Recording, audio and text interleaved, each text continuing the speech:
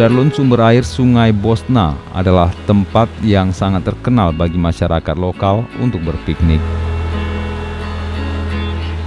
beristirahat sembari menikmati pemandangan alam nan indah di kota Sarajevo, Bosnia dan Herzegovina.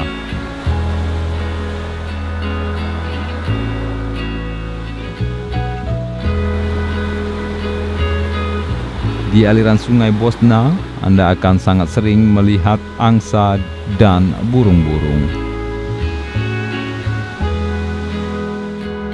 Terdapat jalan panjang untuk berjalan kaki atau juga bisa menggunakan kendaraan.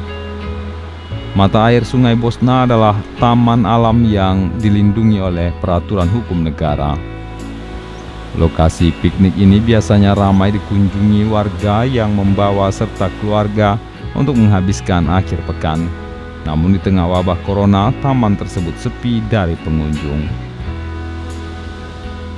Menurut data dari Johns Hopkins University, sejauh ini Bosnia dan Herzegovina mengkonfirmasi 1.946 kasus COVID-19 dengan 79 kematian dan 911 orang dinyatakan sembuh.